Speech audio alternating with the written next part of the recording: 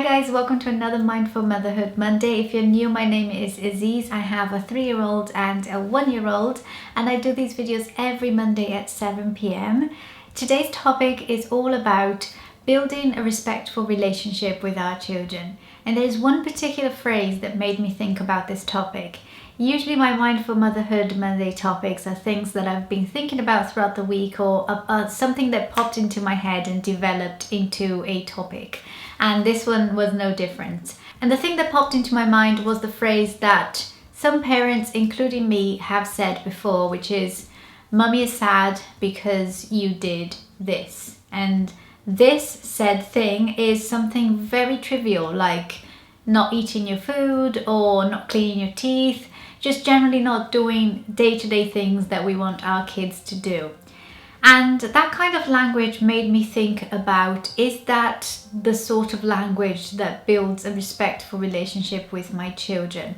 And it's not something I do often. I don't use that sort of language often, but I have used it before, and it's caused me to think about that kind of wording and a way in which I could phrase that that would be more respectful towards my children. So this is what I want to talk about with you guys today. And as always, please comment below with your thoughts on this subject, and let's get the conversation going.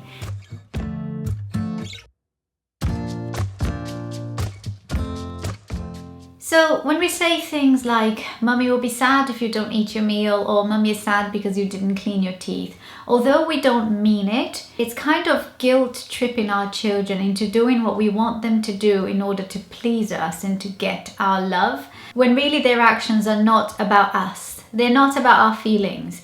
Eating their food is not about making Mummy happy. So I started thinking about this subject, and I'd love to know if you agree with me on this. When we associate our child's behavior to the loss of our love, we're not teaching them to behave better. We are manipulating them. As harsh as it sounds, that's what we're doing by saying, "Mummy will be sad if you don't eat your food." It's a manipulative way of getting our children to do what we need them to do or what we want them to do. And we're not telling them the reasons why they should be doing it.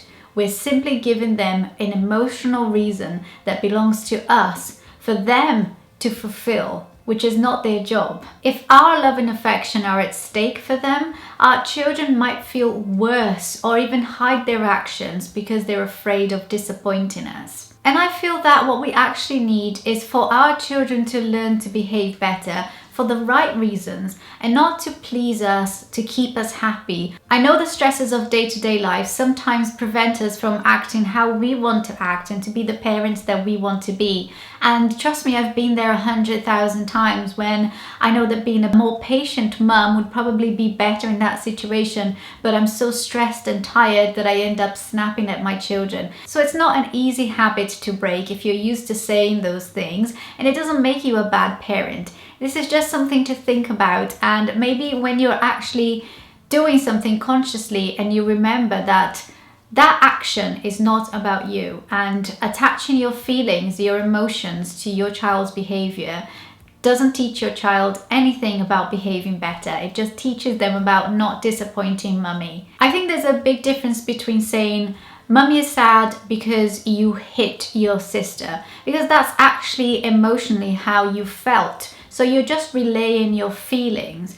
But if you say that you're sad because your child didn't have a bath, or because they didn't finish their food, or because they didn't want to clean their teeth, that is not how you feel about that situation. That is simply a way for us to control their behavior and change the outcome to something that we want to happen. So this is a little bit of food for thought, and I know that I have been a bit more mindful about saying these things or even letting these things slip and not even realizing, and thinking about what I'm saying, how I'm conveying that message to my child. Is it in a positive way? Is it something that they will actually learn from me? Or is it me just asserting my authority because I'm Mummy? So what do you think about this? How do you think that changing the way that you speak to your children and the language that you use helps you build a more respectful relationship with your children? Have you caught yourself saying any of these things? And if you have, how do you feel about it now that you've had a little bit of time to think about it?